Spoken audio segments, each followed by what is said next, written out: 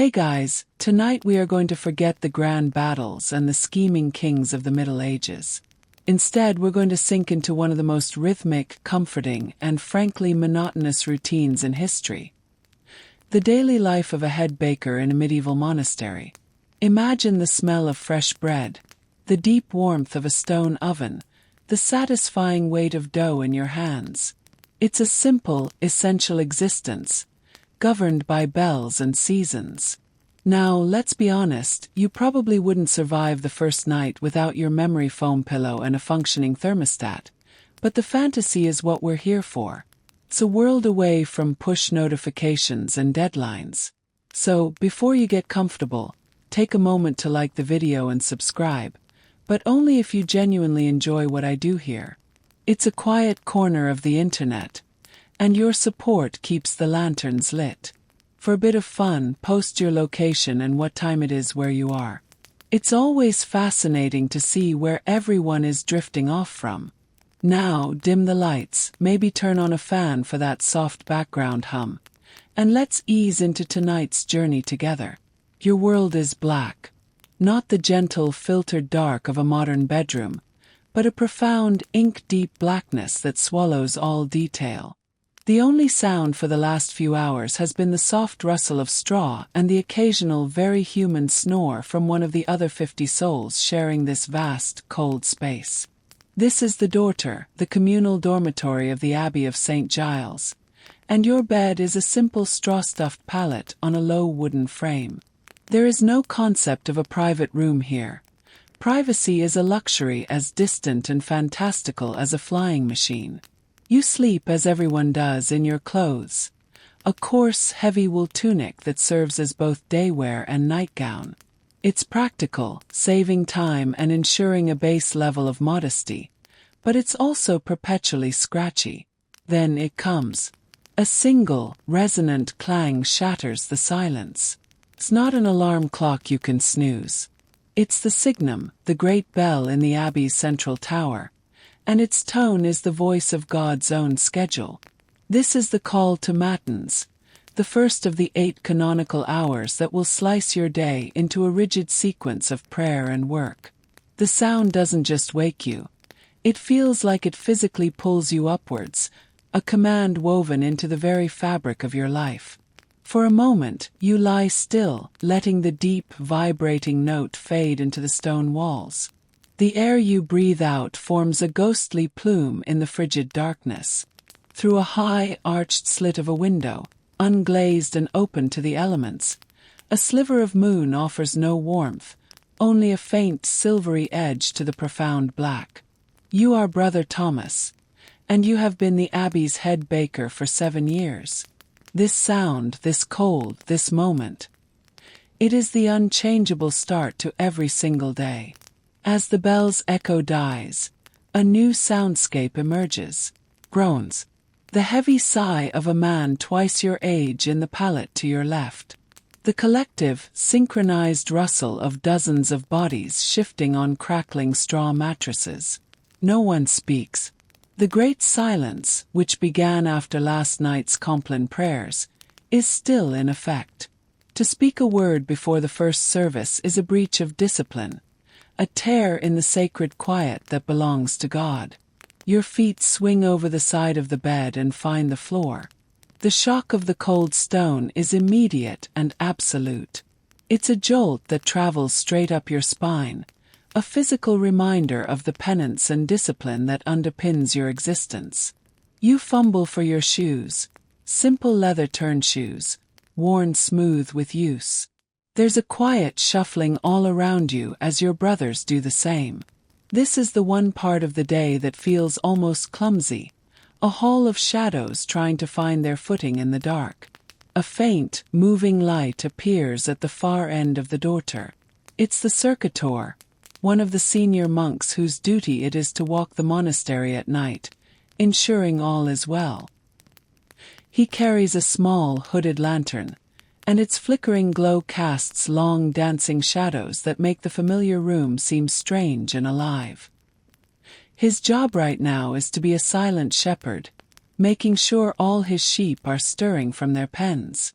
If he were to find a monk still burrowed under his wool blanket, he wouldn't shout.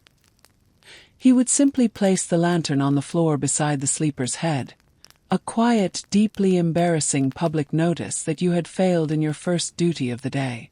You've never had the lantern placed by your bed, and the thought alone is enough to banish any lingering desire for sleep. Historians still argue whether the symphony of snoring that must have filled these communal dormitories was viewed as a minor sin of gluttony, a result of too much pottage the night before, or was simply accepted as an unavoidable, if irritating, human frailty. You suspect the abbot leans towards the former, given his sermons on self-control. As you stand, you pull your cowl up over your head, the ruffle scraping against your ears. The river of dark-robed figures is already flowing towards the door at the end of the hall. You fall into line, a single drop in the current. The procession is silent, orderly, and automatic. Your body knows this path better than your mind does. Down the night stairs you go, a stone staircase built directly into the wall of the dorter, leading straight down into the southern transept of the great abbey church. This architectural feature is a key part of the Cistercian design, a practical pathway from sleep to prayer, ensuring no monk is ever more than a few steps away from his spiritual obligations. The air grows colder as you descend, the chill of the massive, unheated church rising up to meet you. It smells of cold stone, melting beeswax, and the faint, sweet scent of incense from yesterday's vespers. The routine is so deeply ingrained, so absolute that you barely need to think. The bell has rung. You have risen. Now you must pray.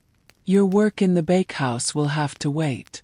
You file out from the bottom of the night stairs and into the south transept of the abbey church. The scale of the space is immediately humbling. After the compressed, human-filled space of the dorter, the church feels like an artificial cavern, a man-made valley of stone and shadow. The ceiling soars into a darkness so complete it might as well be the night sky itself, and the air carries a deep, subterranean chill that feels ancient and permanent. It's a cold that has soaked into the very mortar of the building, a cold that feels heavier and more profound than the simple absence of heat. Your footsteps, and those of the brothers around you, lose their individual shuffling sound and merge into a single soft echo that whispers off the massive stone pillars. Far ahead, at the high altar, a few dozen candles burn. They are mere pinpricks of light in the overwhelming dark, their tiny flames doing nothing to illuminate the space but serving as a focal point, a distant, holy constellation towards which you all drift. You find your designated place in the choir stalls, the section of the church between the altar and the nave where the monks conduct their services. You don't need to look for it. Your body simply knows the way. 23 paces from the stairs, a sharp right turn, then 7 more paces. The wood of the stall is cool and smooth under your hands. It's a dark, heavy oak, polished by centuries of use.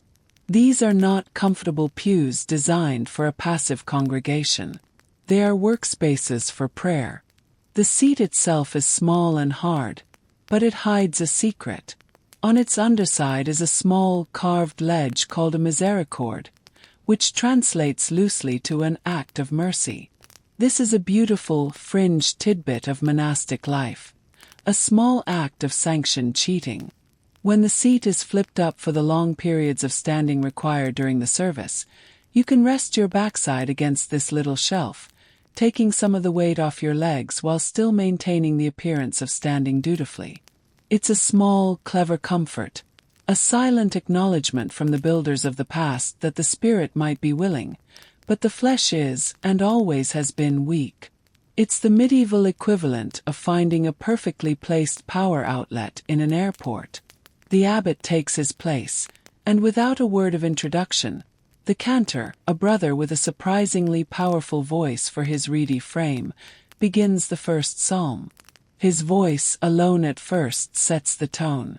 Then, as one, the rest of you join in. The sound that fills the church is the cornerstone of your life. Gregorian chant. It's not melodic or performative in the way of a modern choir. It is a steady, hypnotic, and frankly monotonous wave of sound. The Latin words, familiar as your own name, spill from your mouth without conscious thought. Domini, quid multiplicati sunt contribulant me. O Lord, how they are increased that trouble me. This is the service of Matins, the longest and arguably the most arduous of the daily offices. It is a marathon of prayer, comprising 12 psalms, a series of readings from the scriptures, and commentaries from the Church Fathers. The sheer volume of memorization required is staggering. Under the rule of Saint Benedict, the entire book of 150 psalms had to be recited each week, with the lion's share being chanted right here, in the dead of night. It's a formidable mental exercise, but after years of repetition, it becomes a kind of spiritual muscle memory. And yet your mind wanders. This is the great, unspoken secret of the choir stalls. While your mouth is forming the sacred words, your mind is already in the bakehouse. You picture the large earthenware crock where the sourdough starter, the good mother, is sleeping. Did you leave it too close to the wall last night? A stone wall in winter can suck the life out of a starter, leaving it sluggish and sour. You visualize the pile of firewood, wondering if it's dry enough after the recent damp spell. A wet fire means a smoky oven that won't reach temperature, and that means dense, sad bread that will earn you a disapproving glance from the cellarer. These are not lofty theological concerns, but they are the gears of your world. The abbot may be responsible for the souls of the monastery, but you are responsible for its stomach, and at 2 a.m, the latter feels like a much heavier burden. Scholars and liturgists still argue whether the extreme length and nocturnal timing of the matin service was designed purely for devotion, or if it also served as a form of deliberate, character-building sleep deprivation, meant to weaken the body to fortify the soul. Leaning against your merciful misericord, your back aching and your eyes heavy, you could certainly make a strong case for the latter. Feels less like a prayer and more like an endurance test. Just as the final psalm of Matins fades, there is a brief, silent pause. Then the cantor begins again, his voice shifting to a slightly lighter, more hopeful key. The service of lauds, the dawn prayer, has begun, flowing seamlessly from the one before. This one is shorter, a collection of psalms that praise the coming of the light. And as if on cue, you notice a change in the high eastern windows. The impenetrable black is softening to a deep, bruised purple. It isn't daylight yet, not even close, but it's the promise of daylight. This is the signal. The long night of prayer is ending. Your other life, the life of flower and fire, is about to begin. The final Amen is sung, and its echo hangs in the air for a moment before dissolving into the vastness. The great silence is officially over. A low rumble of coughs, cleared throats, and the creak of wooden stalls fills the church. The first duty is done. You turn not towards your bed, but towards the small arched doorway that leads out into the cloister, and towards the bakehouse.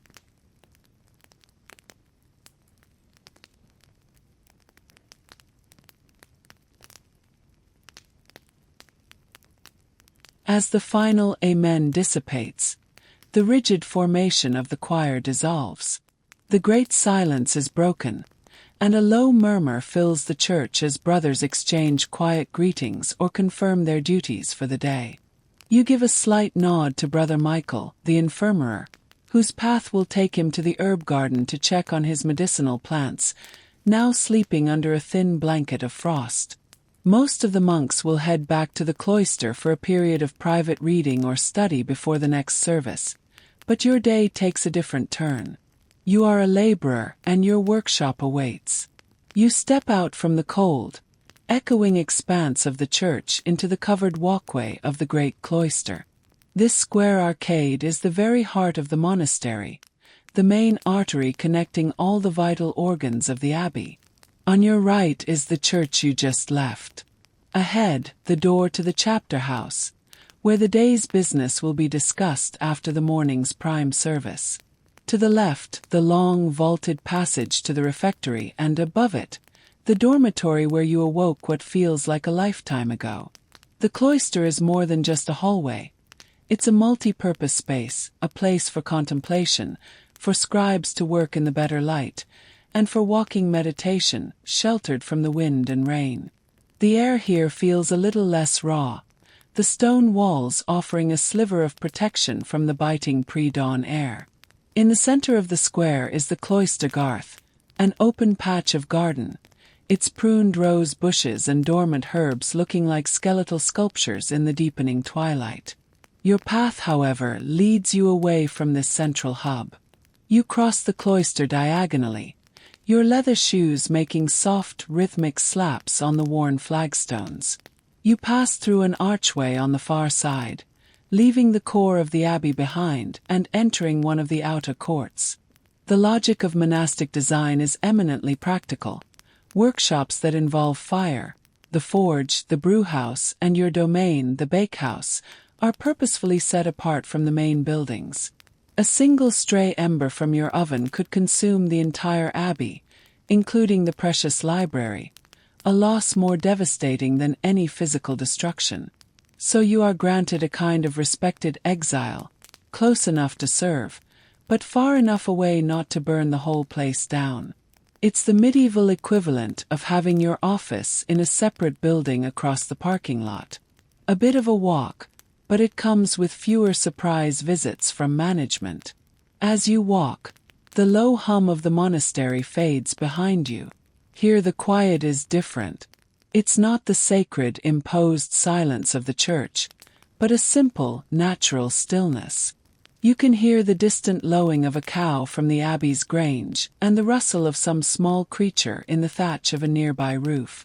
You approach your destination, a squat, powerful-looking building of fieldstone and mortar.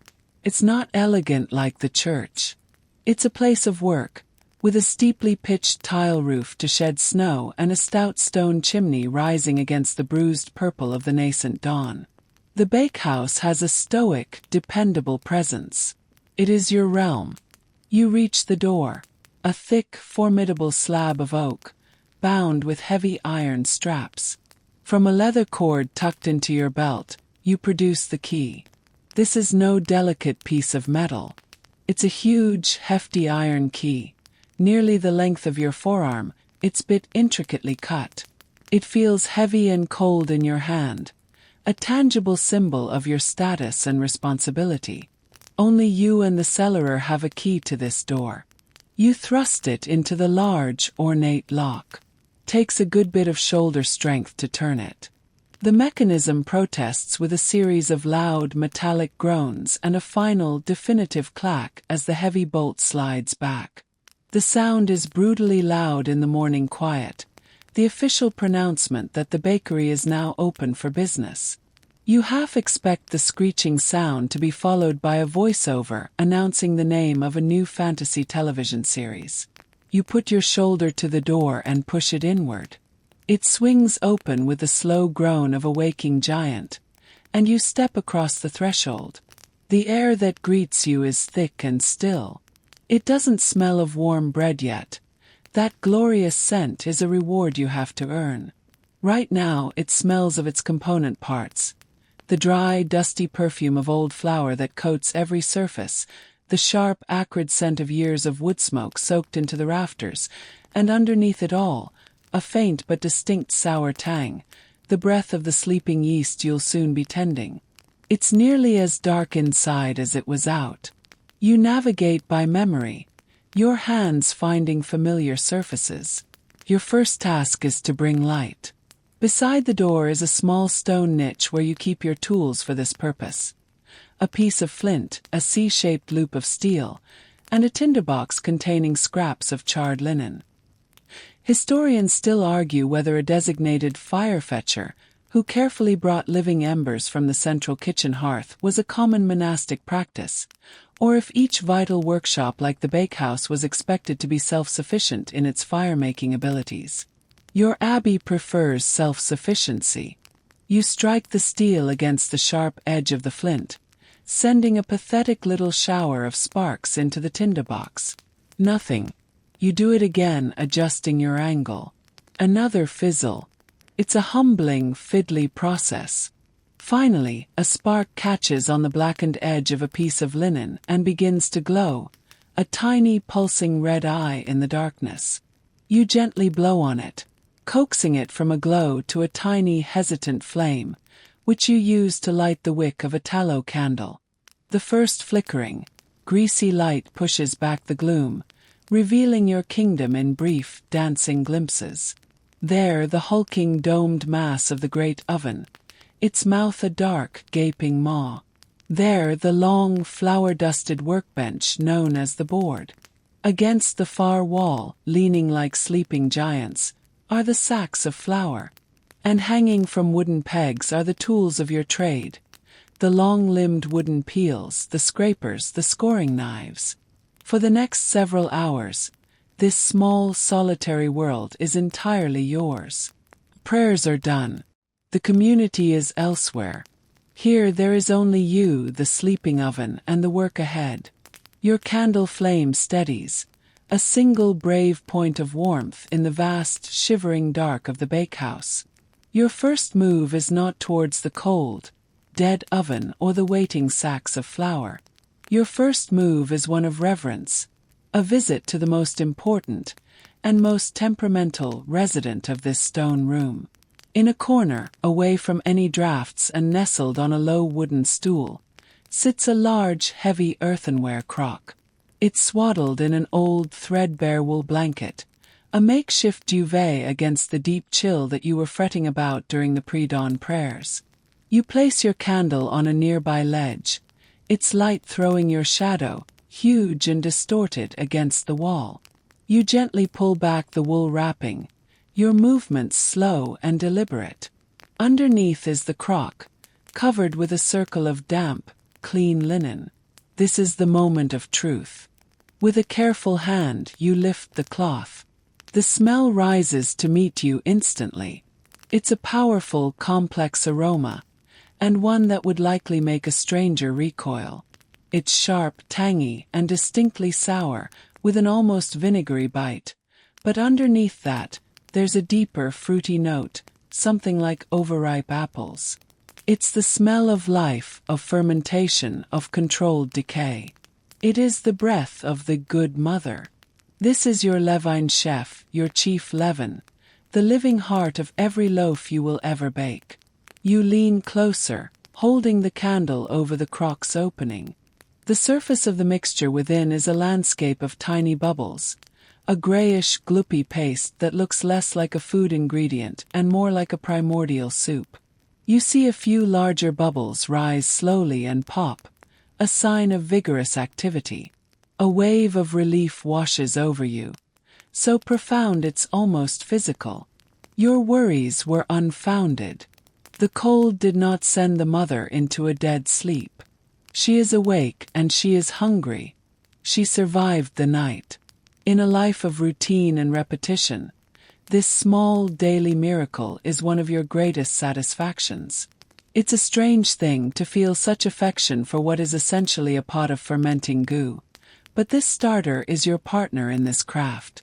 It's less of an ingredient and more of a collaborator with a mind of its own. Now you must feed her. The science of microbiology is centuries away, but the practical art of maintaining a perpetual sourdough culture is ancient and well understood.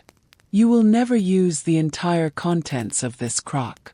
Instead, it's a continuous cycle. You take what you need for the day's bread, and then you replenish the mother with fresh flour and water, ensuring the culture lives on, potentially for generations. The starter you are tending to was passed to you from your predecessor, Brother Anselm, who claimed it was started by his predecessor. It is a living link to the history of this very room. You take a large wooden scoop and dip it into the crock, pulling out a huge, sticky mass of the starter. It stretches and tears with a gelatinous reluctance, and you plop it into a much larger wooden trough nearby. This portion is for today's bread. Your focus now returns to the original crock, the mother culture that must be preserved. From a small bin, you scoop out a measure of coarse, dark rye flour. Rye is hardier than wheat, more resilient to the cold, and you've found it keeps the mother happy. You add the flour to the crock, followed by a ladleful of water from a wooden bucket. The water is shockingly cold, but you know this is for the best. A warm feeding would make the yeast work too quickly. You want a slow, steady fermentation that will be ready for you again in 24 hours. Using a simple wooden paddle, you begin to mix. The mixture is stiff at first, but slowly comes together into a thick, sticky paste. It's a physical process, and you put your back into it, ensuring every bit of dry flour is incorporated. It clings to the paddle, to the sides of the crock, to your hands. Feels alive. You're not just mixing, you're caring for something. It's the closest you'll ever get to keeping a pet, though you doubt the abbot would appreciate the comparison. This process is steeped in tradition, and with tradition comes superstition. Food historians still argue whether the complex microbiology of sourdough was understood in any scientific sense, or if it was treated as pure, unpredictable alchemy, guided by tradition and a healthy dose of superstition. You've heard tales from village bakers of starters being bewitched, of rules that forbid iron tools from touching the dough, or the belief that a woman on her monthly bleed could kill a starter with a single touch. You don't know about all that. You're a monk. Such worldly concerns are distant. You just know that you must treat the mother with respect, consistency, and the right kind of flour. Your knowledge isn't scientific. It's ancestral. It's a collection of truths and half-truths passed down through generations of bakers, a doctrine as rigid in its own way as the rule of Saint Benedict. Once the starter is thoroughly mixed into a smooth, thick batter, your work here is done. You scrape the paddle clean, wipe the rim of the crock with a damp linen cloth, and cover it once more. You carefully re-wrap it in its wool blanket, tucking it in like a child for a long day's nap. As you do, you murmur a quiet, gratias tibi mater. Thank you, mother. It's half prayer, half habit, a small acknowledgement of the mystery you've just participated in. The heart of the bakehouse is fed and resting. The portion you scooped out now sits waiting in the mixing trough, its wild yeasts ready to perform their magic on the day's flour. Your first and most vital task is complete. Now you can turn your attention to the other giant in the room. The cold, sleeping beast of stone and clay in the center of the room. It's time to wake the oven. You now face the true monarch of this room, a silent, sleeping giant of stone and clay. The oven.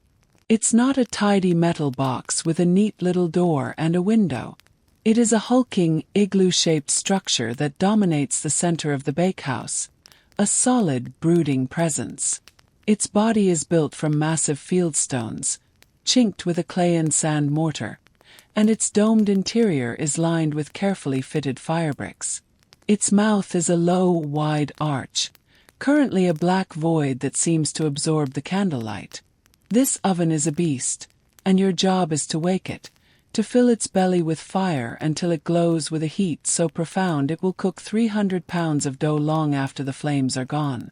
Without this beast, you're just a man in a shed making wallpaper paste.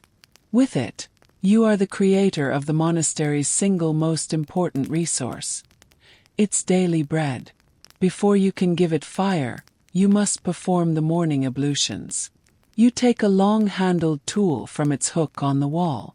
It's essentially a pole with a bundle of damp rags tied firmly to the end, a tool called a scovel. You thrust it deep into the oven's mouth and begin to sweep out the floor, or hearth, of the chamber. A cloud of fine, gray ash billows out, carrying the faint, ghostly scent of yesterday's bread.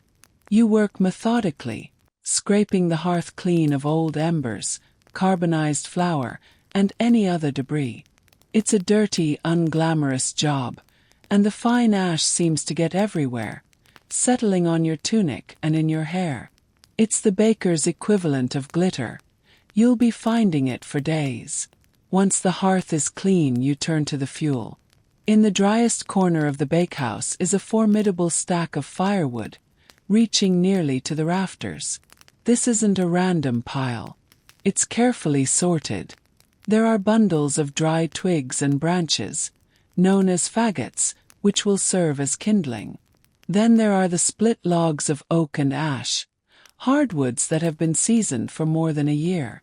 They are bone-dry, heavy, and dense. You know that using green wood would be a disaster, creating a smoky, sulking fire that would never deliver the intense, clean heat you need. You gather an armful of faggots and a few smaller logs and carry them back to the oven's gaping mouth.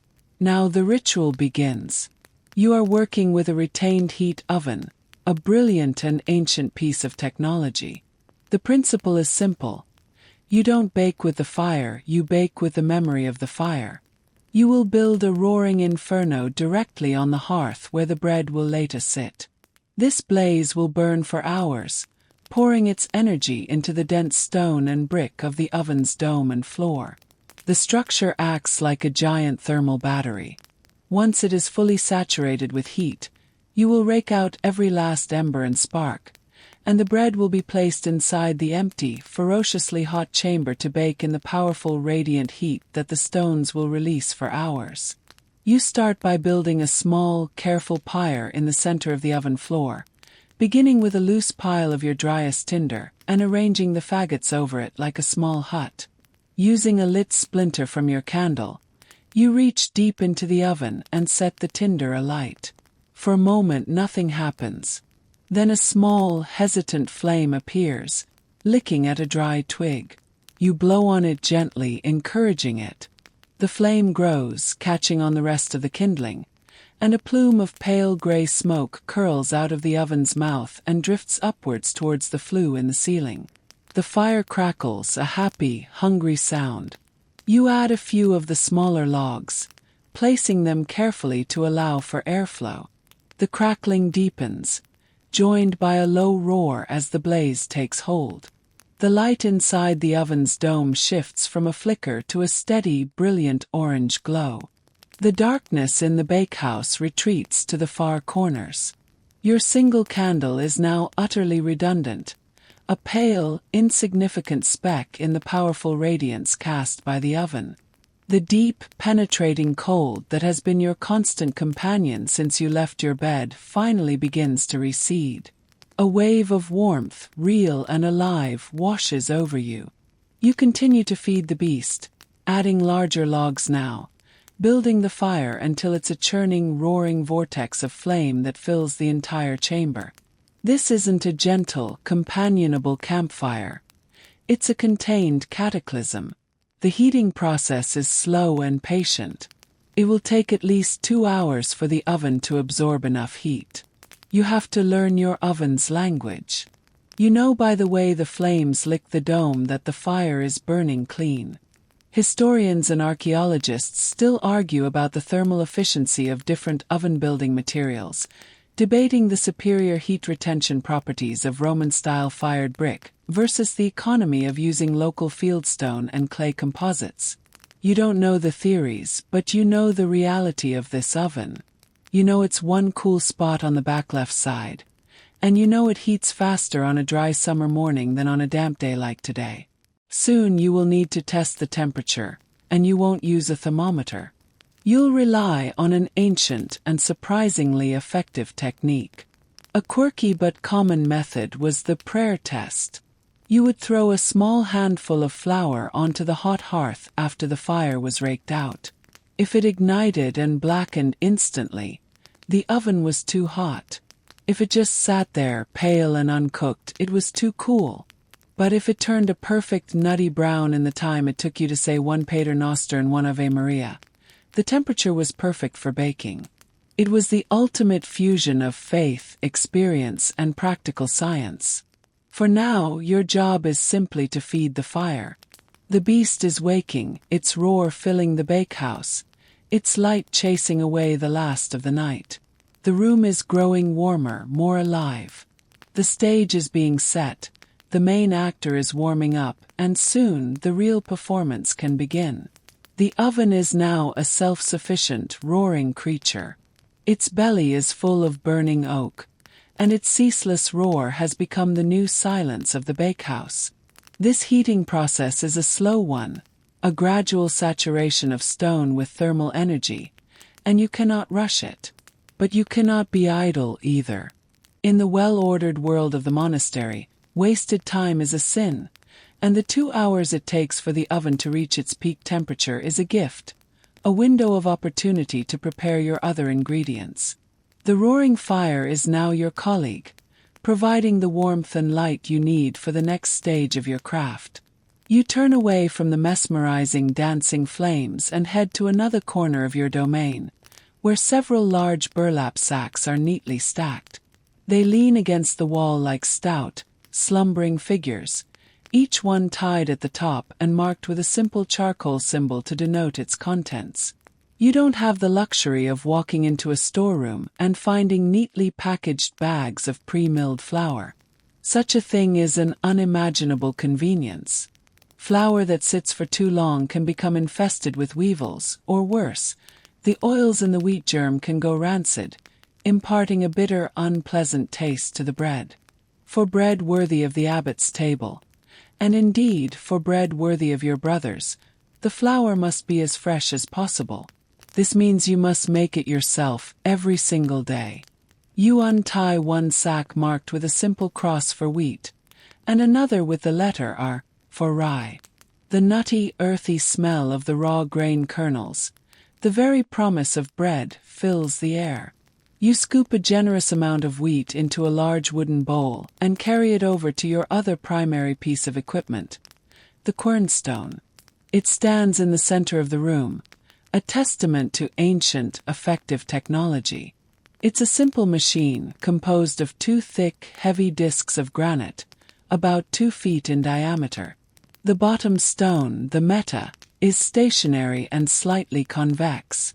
The top stone, the catalyst, is heavier, with a concave underside to match its partner, and a hole or eye drilled through its center. A sturdy wooden handle is wedged into a socket near the edge of the top stone. Hand querns like this have been a cornerstone of food production for thousands of years. While the abbey operates a large watermill down by the river for processing the harvest into flour for storage and trade, the bakehouse maintains its own quern. It gives you, the baker, absolute control over the texture and freshness of your most vital ingredient. You pour a steady stream of wheat berries into the eye of the quern. Then you grab the handle. The work begins. You lean into it, your body falling into a familiar rhythmic circular motion. Push, turn, pull, glide. The top stone is incredibly heavy, and overcoming its inertia takes a significant effort from your shoulders and back. This is your morning workout, a far more practical regimen than any modern gym routine.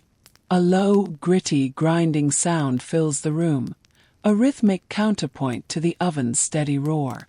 It's the sound of stone shearing against stone, the sound of thousands of individual grains of wheat being crushed, torn, and pulverized. From the seam between the 2 stones, a slow, steady stream of flour begins to spill out onto a clean linen cloth you've placed on the floor around the quern's base. It's not the brilliantly white, silky powder you would buy in a shop today. It's a coarse, beige, and wonderfully fragrant meal, flecked with darker bits of bran and germ. You reach down and run a pinch of it through your fingers. It's warm from the friction of the stones, and the smell is intoxicating, sweet, nutty, and alive. This is the true soul of the wheat, released by the stone. You continue your circular journey, feeding more grain into the eye as you go, your movements becoming a kind of trance. After you have milled enough wheat for the finer loaves, you sweep it carefully into a wooden basin and start again with the rye for the monk's daily bread. The rye grains are darker, and the resulting flour is a dusky grayish-brown, with an even earthier scent. The process is the same, but the work feels heavier, the grain more stubborn. Occasionally you have to stop and perform a bit of maintenance. Over many hours of use, the grooved patterns on the grinding faces of the stones, the very channels that allow the flour to be milled effectively, would wear smooth. A crucial, if infrequent, task was quern picking, where you or a specialist would take a hardened steel pick and painstakingly chip new grooves and rough up the surface of the stones. A quern with a smooth face is useless. It merely polishes the grain instead of grinding it. As you turn the heavy stone, you think of the world outside the monastery walls. Historians still argue about the social dynamics of milling, particularly the prevalence of toll dodging with hidden hand querns. In the feudal land surrounding the abbey, every peasant family is bound by law to take their grain to the lord's mill and pay a steep portion, or toll, for the privilege of having it ground. Owning and operating a secret quern-stone in your cottage would be a small but potent act of rebellion, a way of keeping your whole harvest for your own family. Here, within these walls, your work isn't rebellion. It is a duty, a service, free from any lord's tax. The bread you make is for your community, from grain grown on your own land. Finally, the work is done. You stand up straight, stretching your aching back. Before you are two piles of fresh, fragrant flour, one pale and one dark. The bakehouse is now filled with a symphony of sensory information. The deep, constant roar of the fire, the intense, dry heat radiating from the oven's mouth, and the rich, nutty perfume of freshly milled grain. The flour dust hangs in the warm air, catching the light from the fire in golden, swirling motes. The oven is almost ready. The flour is prepared. The good mother is awake and waiting. All the separate elements are in place. Now it is time to bring them together. You turn your attention from the raw ingredients to the first and most important product of the day. Not all bread is created equal, and your first duty is to the bread of privilege, the loaf destined for the high table where the abbot and any honored guests will dine.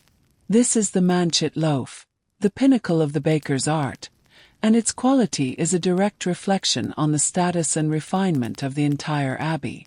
To make it, the coarse, wholesome flour you just milled is not yet worthy. It must be purified. You take your basin of fresh wheat flour to the large, deep wooden trough that will serve as your mixing bowl. Beside it you place a sieve. It's a simple tool, a round wooden frame with a fine mesh of woven horsehair stretched across it. Holding the sieve over the trough, which already contains the bubbling, active portion of the good mother starter, you begin to scoop in the flour. You gently shake the sieve from side to side, a rhythmic, dusty dance. A fine, white powder drifts down like soft snow, settling in a pale cloud on top of the sourdough starter. Left behind in the sieve is the coarser, darker part of the grain, the bran and the germ. You set this aside in a separate bowl. Nothing is wasted here. This will be added to the monk's bread later, but it has no place in the abbot's loaf. This act of sifting is the very definition of luxury. White bread was one of the most potent status symbols of the medieval world, a clear and edible declaration of wealth. The whiteness of the bread directly correlated to how much labor, and therefore how much money, had been spent to produce it. It meant more sifting, more waste, as the bran and germ were removed, and a higher cost. To the medieval mind, white equaled pure, refined, and noble. Brown bread was for peasants, for laborers, for those who needed the rough sustenance of the entire grain. It's a complete reversal of our modern sensibilities, where we pay a premium for stone-ground, whole wheat, artisanal loaves. Back then you were just eating peasant food with a fancy price tag. Once you have sifted enough flour, creating a pale mountain in the trough, you are ready to combine the elements. You add the salt next, a precious commodity brought by traders from distant salt pans. You don't just dump it in. You sprinkle it carefully, your experience telling you the proper amount. Finally, you add the water, which you've placed in a bucket near enough to the roaring oven that the deep chill has been taken out of it. You want it lukewarm to encourage the yeast without shocking it. At first, you use a wooden paddle to bring the ingredients together, folding the wet starter and water into the dry flour and salt. A shaggy, unworkable mess begins to form. Soon you abandon the paddle. This is a job for your hands. You plunge them into the trough and begin to mix and squeeze, your fingers working the sticky mass, feeling for dry pockets of flour. Slowly, miraculously, the slop begins to gain cohesion. The sticky strands start to cling to each other rather than to the sides of the trough, forming a single large soft ball of dough. You heave the dough out of the trough and onto your main workbench, the long, heavy wooden table you simply call the board. You dust it and your hands with a little of the sifted flour, and now the true art begins. The kneading. This is a different kind of work from the grinding of the quern. It's a more intimate, responsive labor. You push the dough away from you with the heels of your hands, then fold it over on itself. Give it a quarter turn and repeat. Push, fold, turn. Push, fold, turn. The rhythm is hypnotic. The dough for the manchet is soft and pliable, a pleasure to work with. You are not just mixing the ingredients. You are creating structure. You are stretching and organizing the gluten within the flour, creating the invisible web that will trap the gases from the yeast and allow the bread to rise into a light, airy loaf. This dough has a personality. It's a bit needy at first, sticking to the board in your hands. But as you continue to work it, it becomes more confident, transforming into a smooth, elastic, and almost living thing beneath your palms. It begins to push back, a gentle resilience that tells you the gluten is developing nicely. Some of the finest white loaves were known by other names, like cocket or the even finer wastel bread. The very best, made from the most meticulously sifted flour, was sometimes called panis dominicus, the Lord's bread.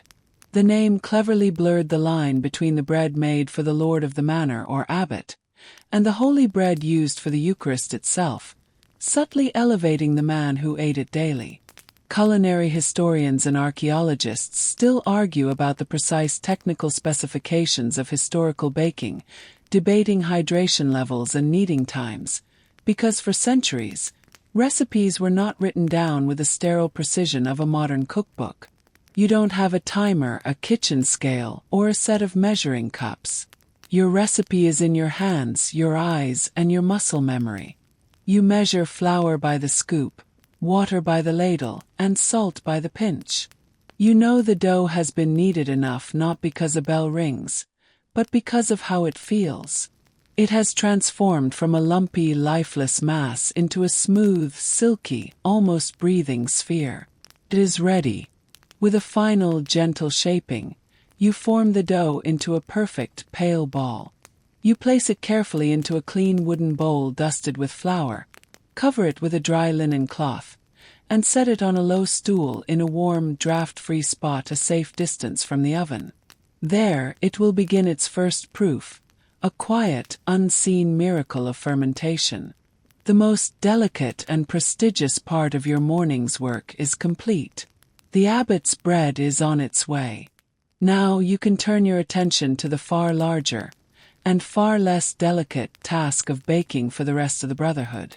Now for the real labor. The delicate, almost surgical work of the abbot's loaf is complete. That was a task of finesse, of prestige. This next task is one of endurance, of sheer volume and physical strength. This is for the pain de moine, the monk's bread, the fuel that will power the chanting in the choir, the tilling in the fields, and the scratching of quills in the scriptorium. There is no subtlety here. This is about sustenance. You turn back to the great wooden mixing trough, which still holds a generous portion of the bubbling good mother starter. Your ingredient list this time is far more democratic. First, you add the large bowl of coarse, unsifted wheat flour you milled earlier, the good and the bad together. Next comes the dusky, gray-brown rye flour, which will give the bread its characteristic dense texture and slightly sour, earthy flavor. Finally, with a sense of wholesome thrift, you retrieve the bowl of bran and germ that you so carefully sifted out of the abbot's flour. In it goes every last fleck. In the modern world, you'd be lauded for your commitment to high-fiber, nutrient-rich, whole-grain baking. Here and now, you are simply being frugal, ensuring that God's gifts are never wasted. You add the salt and then the water, much more of it this time. The sheer scale of the operation is different. You are not preparing 2 or 3 delicate loaves. You are preparing the dough for 24 large, hefty ones, enough to feed the entire community for the day. You begin to mix, and the difference is immediate. This dough is not soft and yielding like the manchet. It is a stiff, thirsty, greedy mixture. The whole grains and the rye soak up the water, creating a mass that is heavy and dense from the very start. It's not a pale, creamy color, but a muddy, brownish gray, a color that speaks of the earth and the field rather than the Lord's high table. A visiting novice once joked that it looked like you were mixing wet cement, a comment that earned him a week of extra kitchen duties from the abbot. You think it looks honest. Once a shaggy, uncooperative ball has formed, you summon your strength and heave the entire mass out onto the board.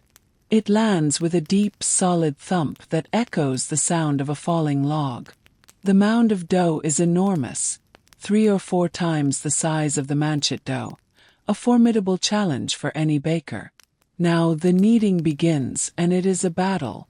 You cannot be gentle here. You have to put your entire body into the work. You drive the heels of your hands into the dough, pushing with the force of your shoulders and back. You use your full body weight to flatten the resistant mass. Fold the dense slab over on itself, and do it again. Push, fold, turn. Push, fold, turn. The rhythm is slower, more powerful, a heavy drumbeat against the steady roar of the oven. This is not about creating a delicate, airy crumb. This is about making panis monachorum, or monk's bread, the foundational staple of the monastic diet. This bread needed to be dense, hearty, and packed with a kind of slow-release energy that could sustain a man through hours of manual labor and the long, cold nights of prayer. It was, in essence, an edible power source. Within minutes, a film of sweat shines on your forehead. The bakehouse, already warmed by the roaring fire, now feels positively hot from your exertion.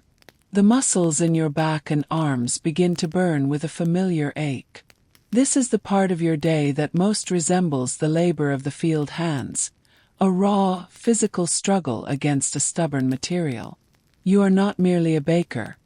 You are a craftsman, a laborer, and at this moment, a human engine turning potential into sustenance.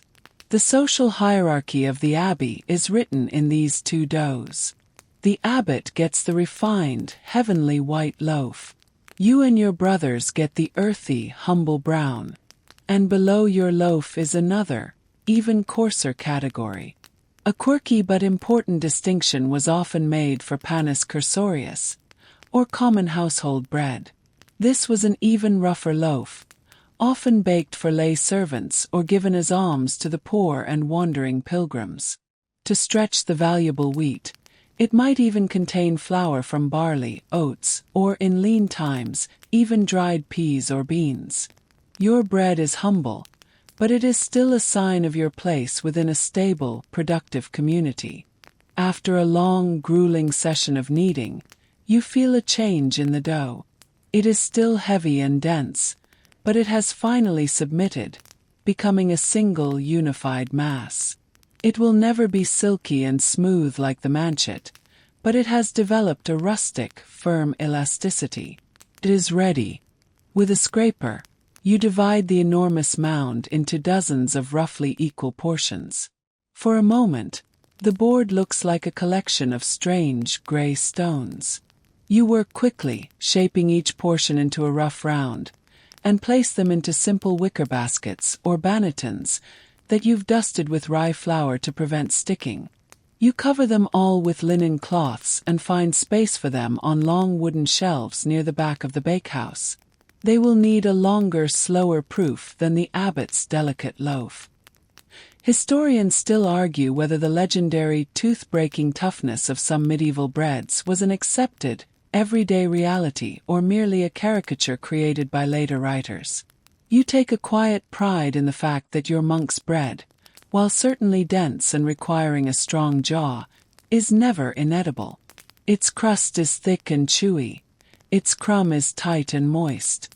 It is a bread meant to be eaten with thick pottage or sharp cheese, a bread that holds its own. You stand back, wiping your brow with the back of a floury hand. The great labor of mixing and kneading is done. In one corner, the privileged dough of the abbot is rising quickly. On the shelves, the great army of the common loaf begins its slow, steady march. The entire bakery is now in a state of quiet, rising anticipation. The bakehouse is now filled with a different kind of energy. The frantic, strenuous labor of kneading is over, replaced by a profound and patient quiet. The only sound is the deep, steady roar of the fire in the oven's belly, a constant, soothing drone that has become the room's heartbeat. This is the moment of the rising, the slow, silent, and invisible miracle of fermentation. You survey your work with a quiet sense of accomplishment. In one corner, covered and warm, is the precious dough for the abbot's manchet. On the long shelves, the small army of the monk's loaves rests in their baskets. Your work, for now, has been passed to the billions of microscopic yeast creatures you have cultivated. It's their turn to labor. This quiet period, this lull, is not for idleness. It's a time for tidying, for preparation, for all the small, unglamorous tasks that are essential to the baker's craft. A watched dough, much like a watched pot, seems to take twice as long to perform its magic. You must occupy yourself.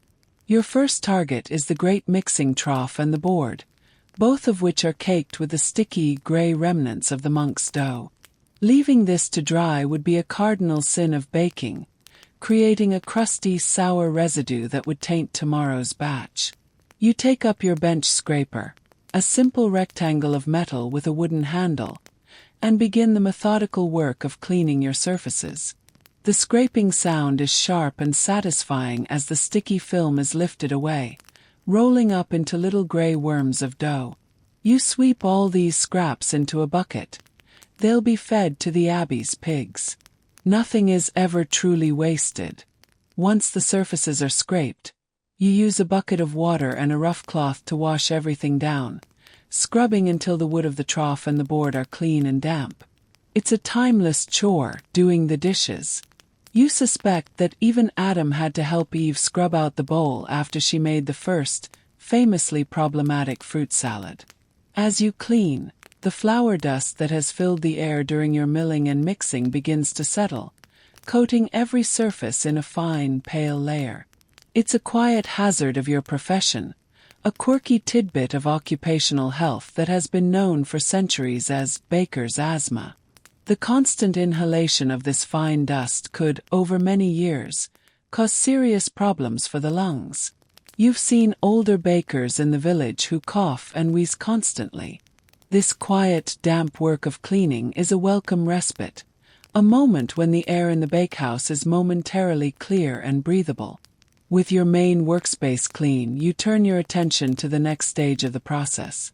You are currently in the midst of the first proof, or what bakers call the bulk fermentation, where the yeast begins its primary work of creating the gas that leavens the dough. After this is complete, you will have to punch down the dough, shape it, and let it go through a shorter second proof before it finally meets the oven. You use this lull to prepare for that. You take the long wooden peels, the giant paddle-like tools you will use to slide the bread into the oven, and wipe them down carefully. You then take a handful of coarse rye flour and rub it into the wood, creating a non-stick surface that will help the shaped loaves slide smoothly from the peel onto the hot oven hearth. You also prepare a simple wash for the bread. In a small bowl, you mix some water with a splash of the abbey's small beer, a weak ale that is brewed just down the path.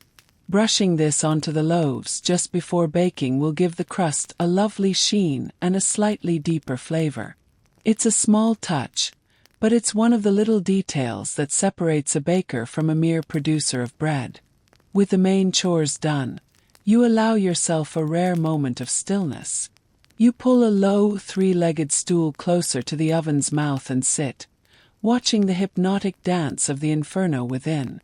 The heat is immense, a dry, powerful wave that makes the air shimmer. Feels good on your face and your tired muscles. Historians and theologians still argue about the precise spiritual dimension of a monk's manual labor.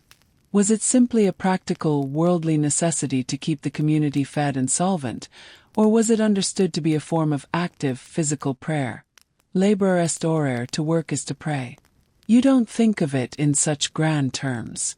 You simply know that there is a deep, quiet satisfaction in the alignment of your body and spirit with a tangible, creative task. In the transformation of grain to flour, of flour to dough, and soon of dough to bread, there is a rightness that feels as holy as any psalm. Your quiet contemplation is broken by a self-imposed duty.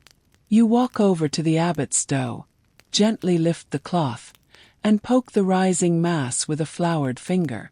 The dough gives way easily, and the indentation springs back slowly, telling you it's full of life and air. It's nearly ready for shaping.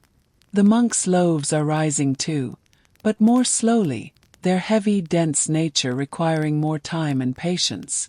You look back at the oven. The fire has done its work.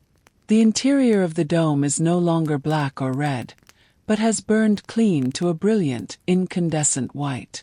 The oven is saturated with heat. The quiet moment is over. The lull has served its purpose, and the next phase of intense, focused work is about to begin. The time for waiting is over. The moment you approach the bowl containing the abbot's dough, you can see that the yeast has performed its silent, wondrous work.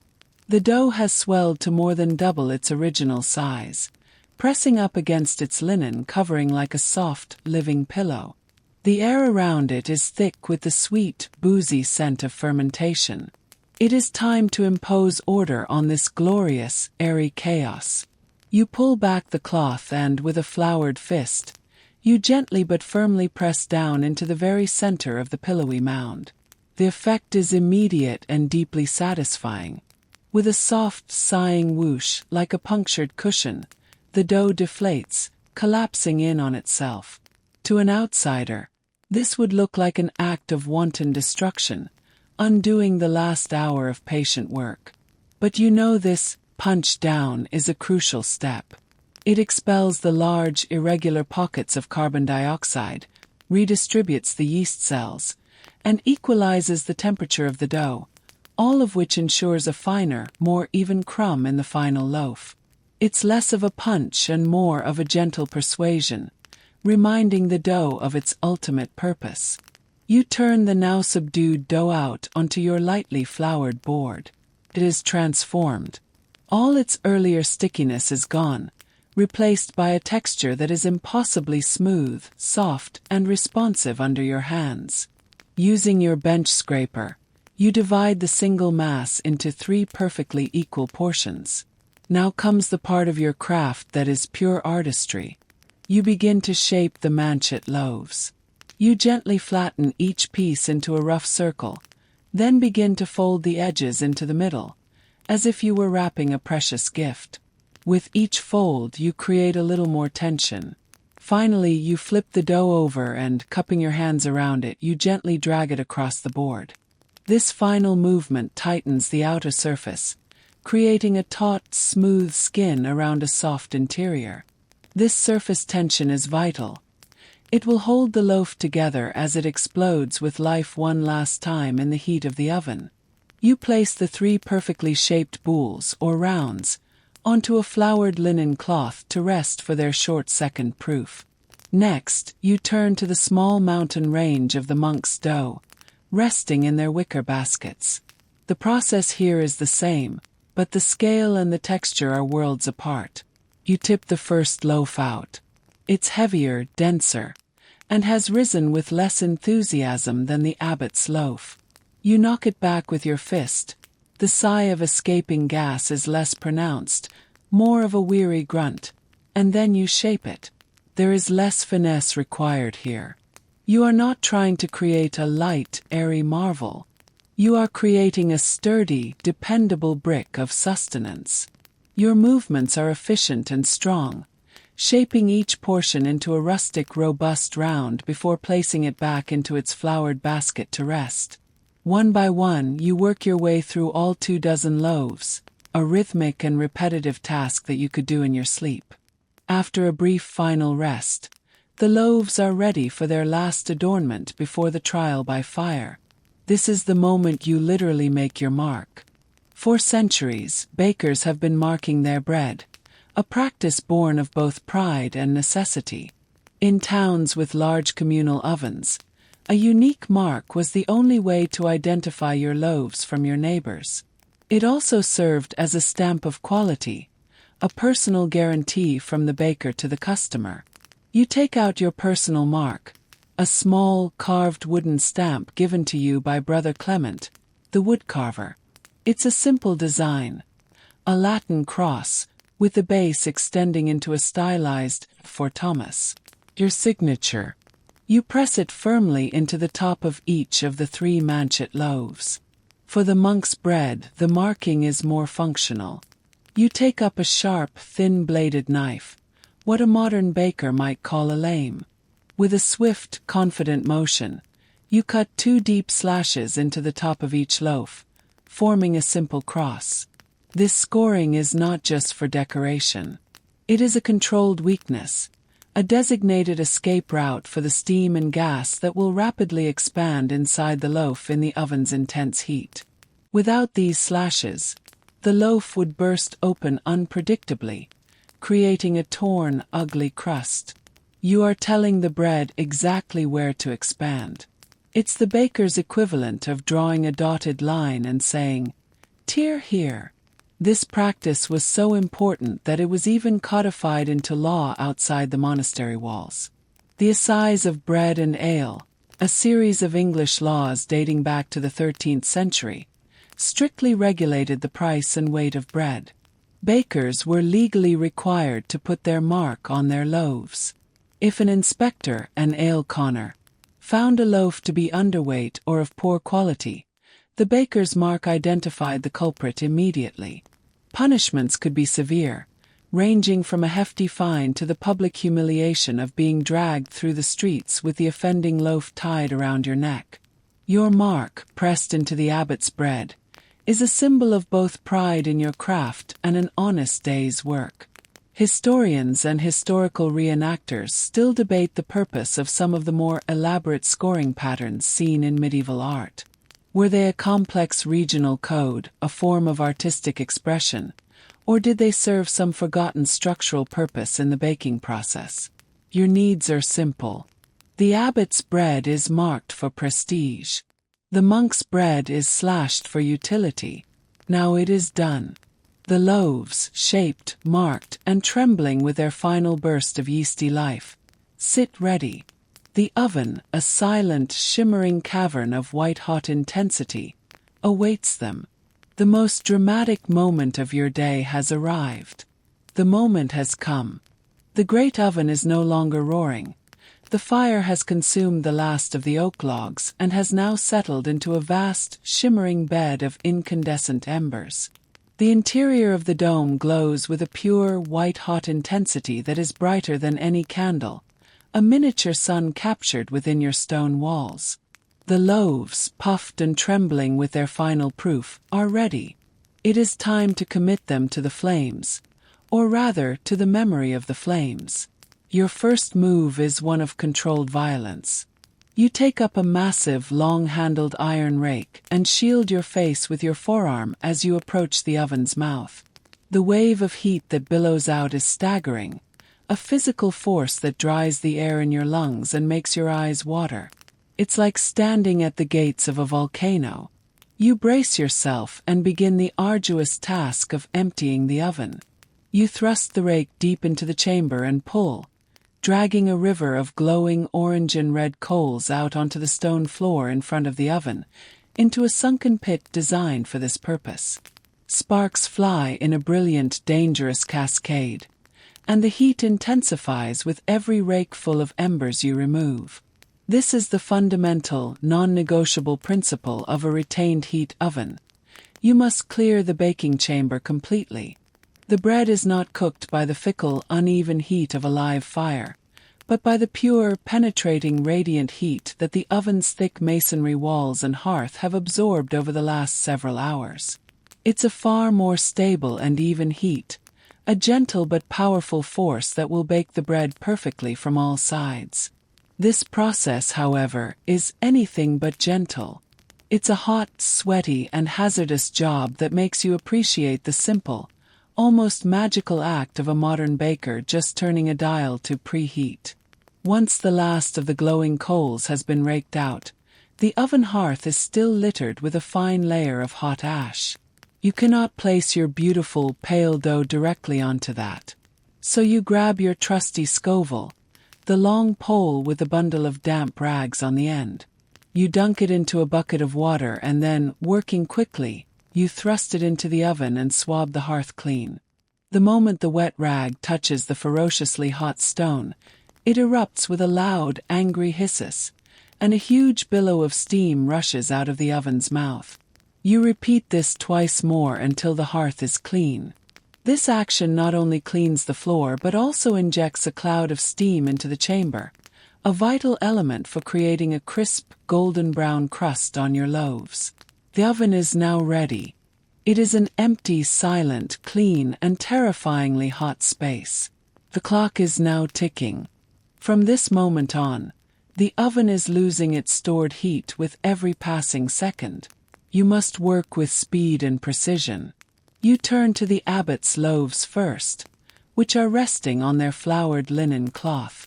With a practiced ease, you use the edge of the board to flip and slide the 3 perfect, marked rounds onto the wide, flat blade of your longest wooden peel. You lift it, it feels light, the loaves like airy passengers, and walk to the oven. You take a breath, steady your hands, and extend the peel deep into the white-hot cavern. With a sharp, decisive flick of your wrists, you deposit the loaves directly onto the hot hearth. They land perfectly spaced, 3 pale islands in a sea of heat. You slide the peel out, it's job done. Now for the main army. You work like a well-oiled machine. You tip a few of the monks' loaves out of their baskets and onto the peel. Slash them quickly with your knife if you haven't already, and then into the oven they go. Slide, flick, retreat. Load the peel again. Slide, flick, retreat. You move with a practiced rhythm, filling the oven hearth in a neat, orderly pattern, leaving just enough space between each loaf for the heat to circulate freely. You are a general deploying his troops, a boatman ferrying souls into the underworld.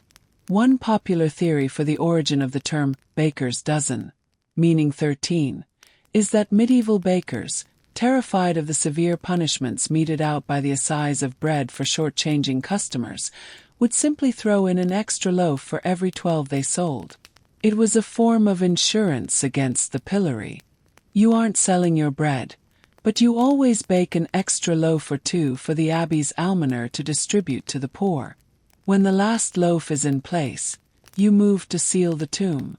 You pick up a heavy, custom-fitted iron door, or sometimes a large, flat stone insulated with damp clay, and fit it snugly into the oven's mouth. The brilliant white light is instantly extinguished. The bakehouse plunges into a relative darkness, lit only by your small, flickering candle and the dim, hellish glow of the embers cooling in the pit. The immense heat is now trapped, contained, working its magic on the dough. The bakehouse is suddenly very, very quiet. Historians still argue about the precise methods medieval bakers used for timing. Without reliable clocks, how did they know when the bread was done? Some may have used a small sandglass, but many, like you, relied on a spiritual clock. You know that the abbot's manchet loaves will be perfectly baked in the time it takes you to recite the 7 penitential psalms. The larger, denser monk's loaves will take nearly twice that long. Your work is done. All the labor of the long, dark morning, the praying, the waking, the milling, the kneading, the shaping has led to this. The bread is in the fiery maw, entombed in the hot darkness. Now there is nothing left to do but wait, trust in your craft, and say a quiet prayer. The last verse of the final psalm fades from your lips. Your spiritual timer has run its course. It is time. You rise from the stool where you've been keeping your vigil and approach the sealed oven. The bakehouse is still and quiet, holding its breath in anticipation. You take a deep breath yourself and, using a hook to protect your hands from the heat, you pull the heavy iron door away from the oven's mouth. The effect is instantaneous and overwhelming. A glorious wave of heat and steam, thick with the most wonderful smell imaginable, rushes out to greet you. It's the scent of caramelized crust, of toasted grain, of yeast having fulfilled its life's purpose.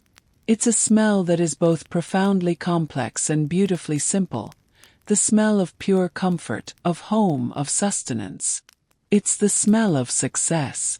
With the peel in hand, you reach into the hot darkness to retrieve your creations.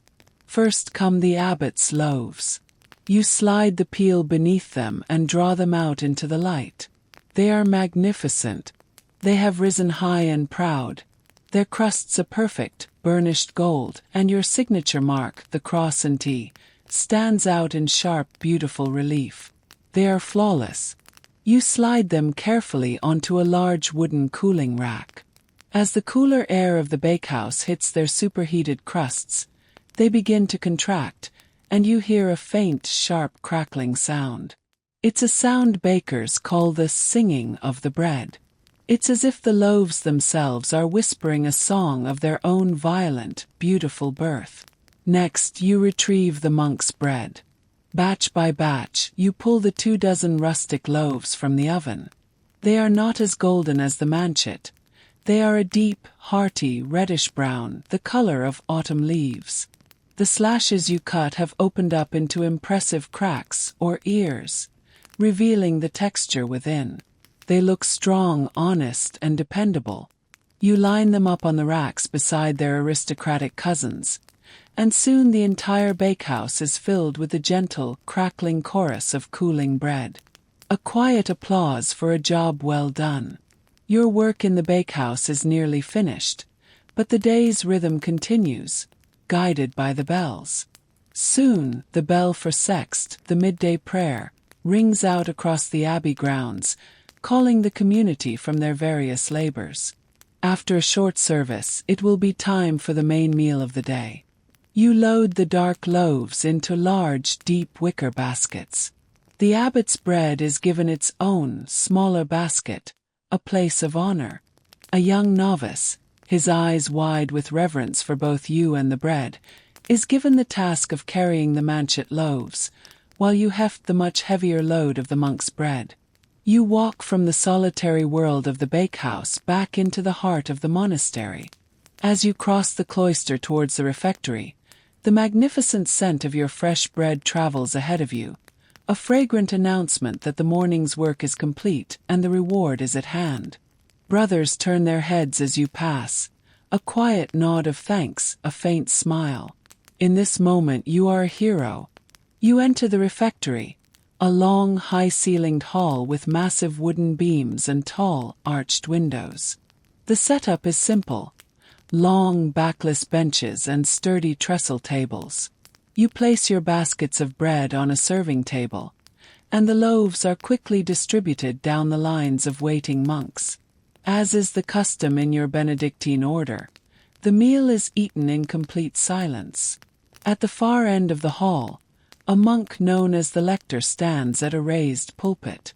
Once the meal begins, he will read aloud from the scriptures, ensuring that the brothers receive spiritual nourishment alongside their physical food, and that the silence is filled with holy words, not idle chatter. You take your seat. The meal is simple. Today it is your bread, a small wedge of hard cheese, and a bowl of thin vegetable pottage. Before you, you have one of your own rustic brown loaves.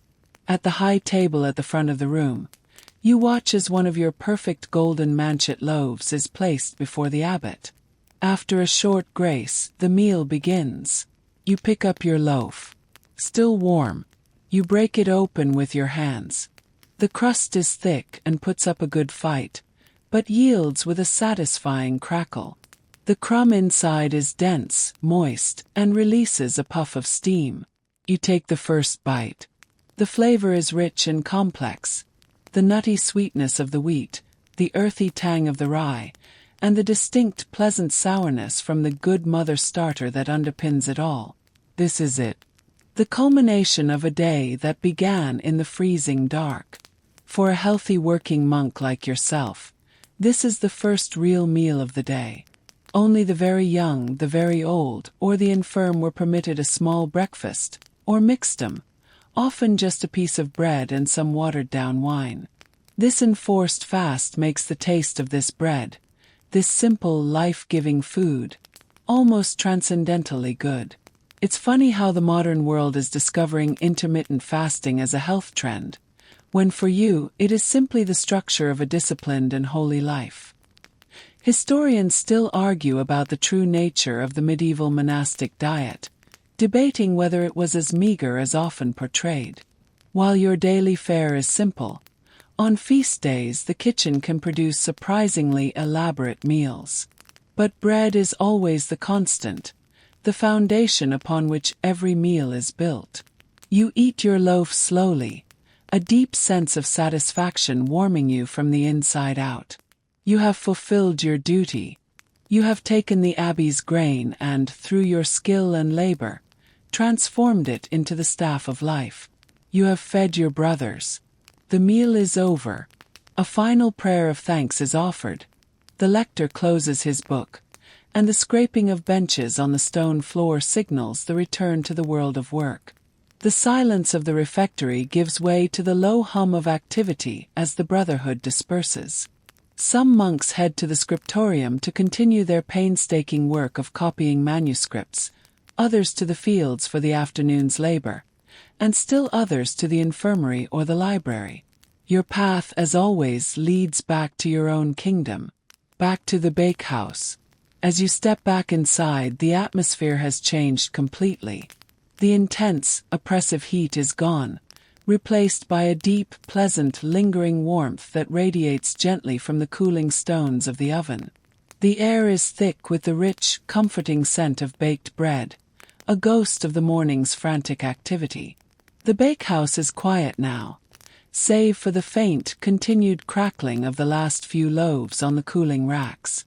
The roaring beast of the oven has been tamed and fed, the great creative act is complete, and now comes the denouement, the long, patient, and necessary process of cleaning up.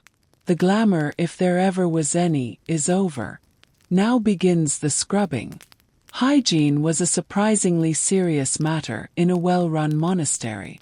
The rule of Saint Benedict itself contains specific instructions for the weekly kitchen servers to wash all the towels and tools used to serve their brothers, viewing cleanliness as an extension of spiritual order and respect for the community. You take this principle to heart. You begin with the wicker proofing baskets, the bannetons. This is a tedious, fiddly job, using a stiff bristled brush to meticulously clean every speck of dried flour and dough from the crevices of the woven willow. Left unattended, these scraps could grow mold and ruin a future batch of bread. It's the kind of repetitive, detail-oriented task that encourages a meditative state of mind. You scrub and brush, your thoughts quiet. Next you sweep. The fine flour dust, which earlier had been a golden, swirling haze in the firelight, has now settled as a pale film over everything. With a broom made of bundled twigs, you begin at one end of the bakehouse and work your way to the other. The rhythmic shush-shush of the broom on the stone floor is a calming sound. It feels a bit like the myth of Sisyphus, this endless battle against flour dust. No matter how thoroughly you sweep today, you know that tomorrow the dust will return. But for now you bring order to your space. Your attention then turns to the pit of cooling embers. They are no longer a threat, just a pile of gray and black charcoal. You douse them thoroughly with a bucket of water, and they expire with a final, hissing sigh. Even this is not waste. In the thrifty economy of the abbey, every byproduct has a purpose.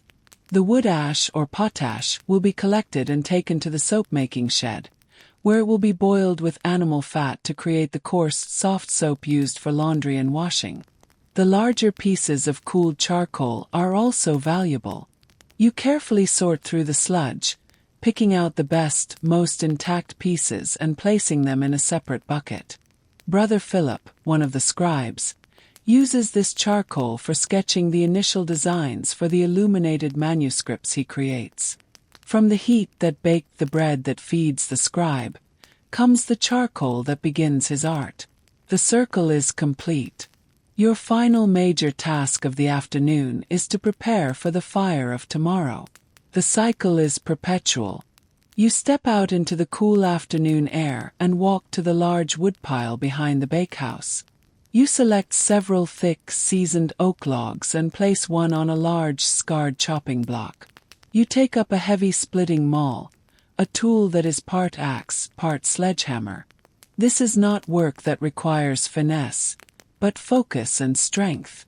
You hoist the heavy maul over your shoulder, take a moment to aim for the center of the log, and bring it down with all your weight. The tool hits home with a solid, satisfying thwack, and the log cracks and falls apart in two clean halves, revealing the pale, dry wood within. You set up the next log and repeat the process. Clack, crack, clack, crack. The rhythm is as steady and powerful as the kneading of the monk's bread. Historians still debate the degree of labor specialization within monastic communities. In a large, wealthy abbey, a skilled artisan like a master baker might have had novices or lay brothers to perform such heavy, unskilled work as chopping wood. But in your more modest, self-sufficient community, the lines are blurred. You are the master of your fire from beginning to end, from the splitting of the log to the baking of the loaf. There is a rightness to it, a sense of ownership over the entire process. As the afternoon sun begins to dip lower in the sky, casting long shadows across the courtyard, you carry the stack of newly split wood inside, piling it neatly in its corner where it will stay perfectly dry for the morning. You look around the bakehouse. It is clean. It is quiet. It is orderly. The tools are all in their proper places, the floor is swept, and the fuel for tomorrow is ready. Your body aches with a deep but pleasant weariness. Your work for the day is truly done. You pull the heavy oak door of the bakehouse closed, its familiar groan sounding like a tired sigh. You slide the massive iron key into the lock, and the bolt shoots home with a final, definitive clack. Your work is done. The key, which felt like a burden of responsibility in the pre-dawn darkness, now feels like a token of accomplishment as you tuck it back onto the leather cord at your belt.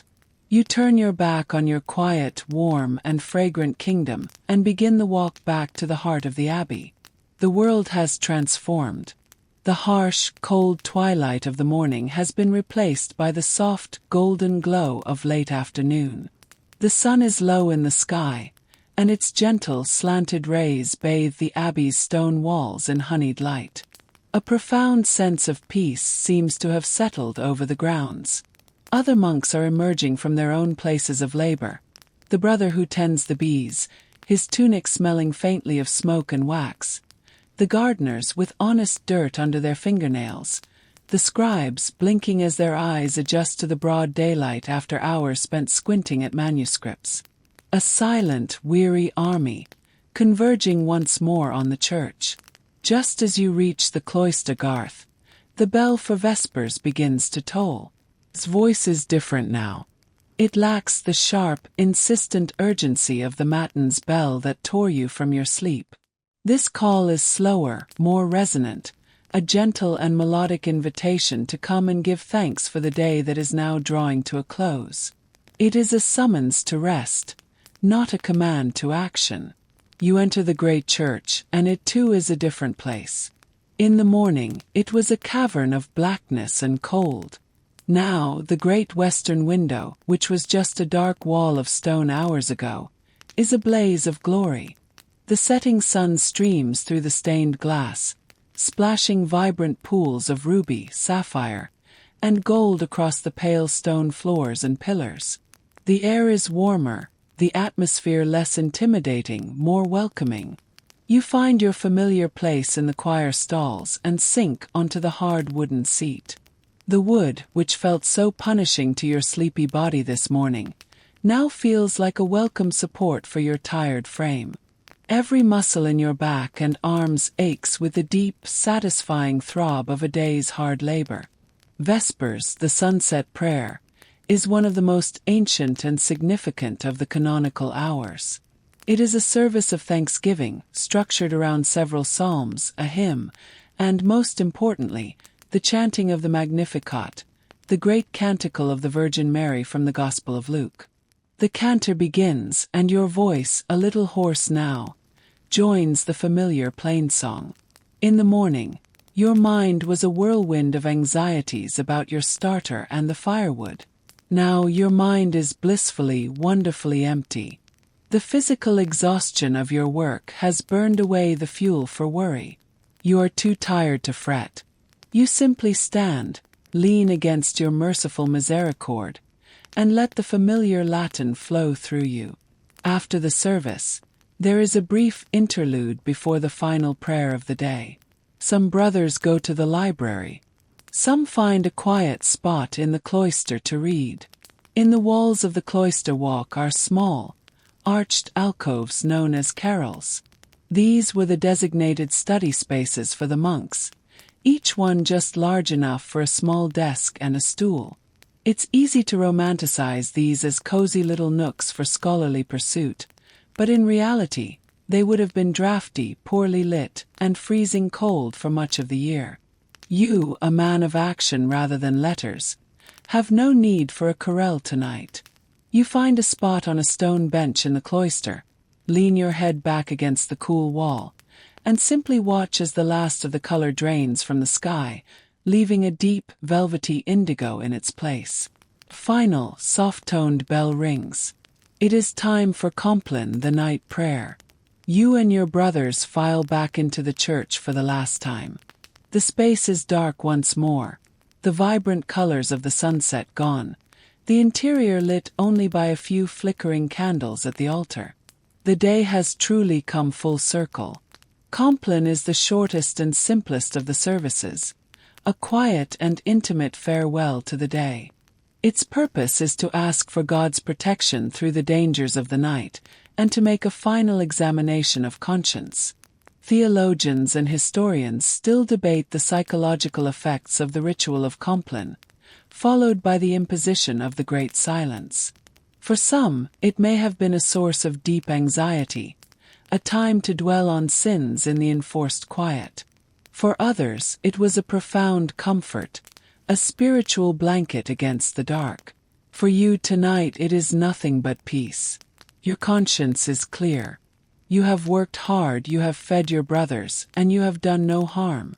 The service concludes with the abbot walking down the aisle, flicking holy water from an aspergillum over the bowed heads of the monks, a final blessing and purification.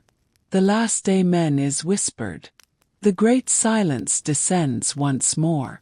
Not a word will be spoken by anyone until the matins bell rings in the darkness tomorrow. The day is officially over. Your duties, both to your craft and to your God, are fulfilled. You are bone-weary, your body aching from the strain of your labor, but your soul is calm. The fire, the flour, the sweat.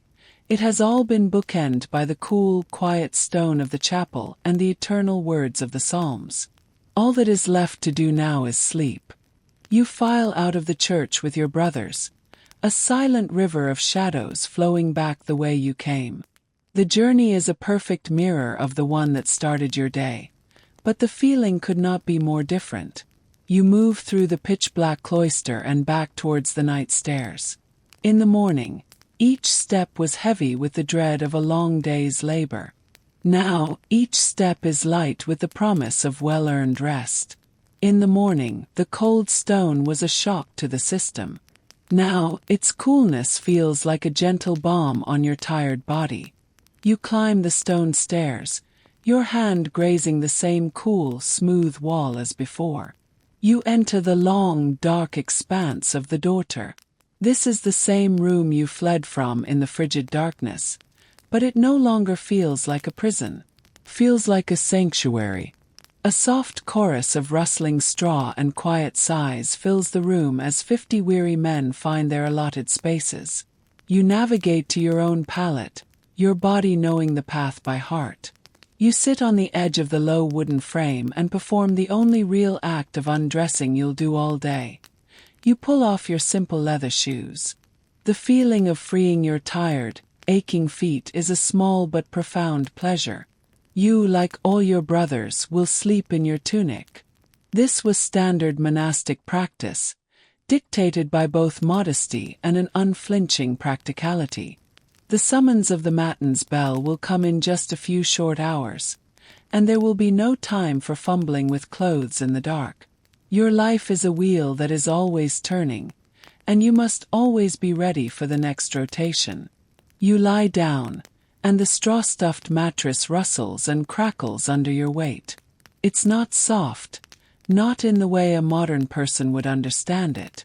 It is, at best, forgiving.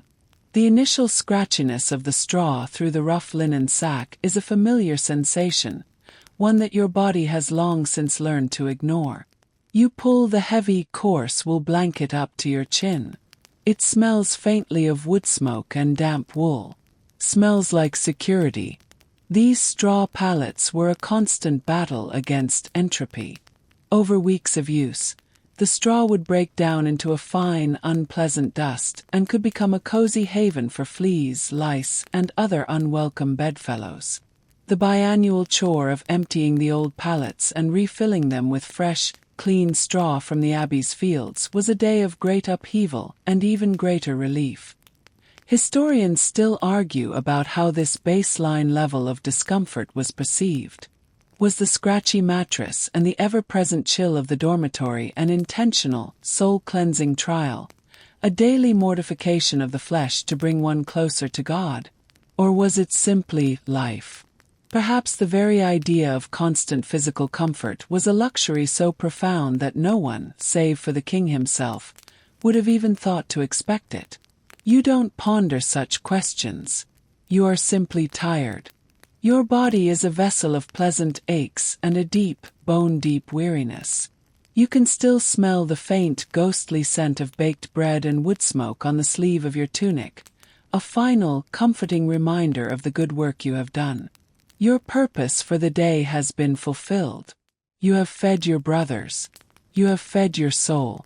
The sounds of the daughter begin to soften around you, the individual rustles and sighs blurring into a single gentle hum. Your breathing deepens, and the hard straw mattress seems to soften beneath you, holding you up as you begin to drift.